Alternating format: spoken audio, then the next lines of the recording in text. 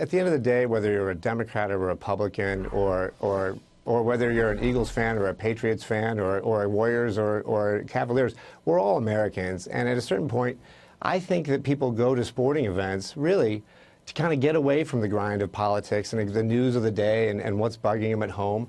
Sports are supposed to be a little bit above those politics.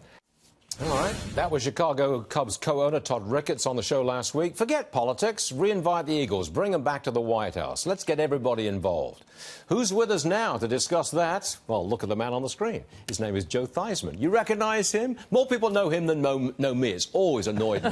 Joe, welcome back to the program. Good to see you. Thank you, Stuart. Great to be with you again. What do you think? Do you think we could all just put politics on one side? The president, the Eagles, the fans, everybody. Put it on one side and get the Eagles back to the White House. You think it would work?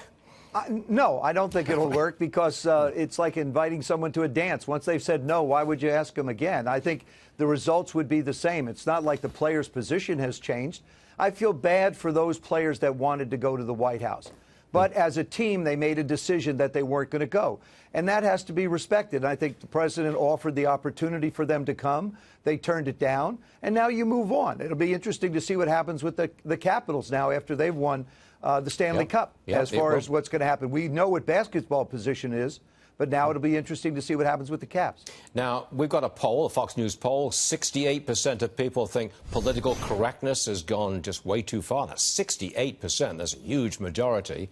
So do you think that this, the anthem problem, the protest, so the problem that it's created, does it stretch into next season? Is it still with us?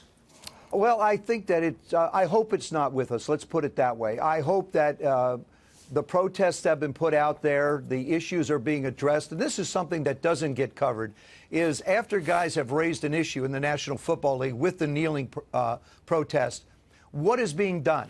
And I think this is something that the National Football League should do a better job of, is reporting the things that are being done, the community advancements that are going on, riding with the police, going to the schools, working with the kids, trying to make the communities better in all the places that players feel like there's a problem. As far as the rule goes, if you aren't going to come out and stand, stay in the locker room. You have a choice. If you do come out, you have to stand. I've learned one thing. If you tell the National Football League players that they have to do something, there's a good chance that some of them are not going to cooperate. Yeah, I feel bad about the fact that if one decides to kneel, then this whole thing rears its ugly head again. Fair point. Do you think the NFL should be worried? And I ask that question because of what's been going on with the World Cup. I know you're smiling. I know you're not a soccer guy, but, you know, a lot of America is becoming interested in soccer, and this weekend's action at the World Cup was sensational. Do you think the NFL should be a little worried about the rise of soccer here? I don't necessarily think they need to be worried about it. I think, obviously, the National Football League feels like they have the best product in this country, but it's called a World Cup for a reason, Stuart. And that's the thing, is the rest of the world absolutely follows soccer. You know, Ronaldo scoring 3 goals in that game where they wind up in a 3-3 tie. I actually watch soccer to a large degree now because it's the time of year where basketball's over, hockey's over, football hasn't started, baseball games are always there, so why not watch some soccer? I love watching it. Wait a minute. Why not watch some soccer? I'll tell you why. Because it's exciting. Do you ever watch English Premier League soccer?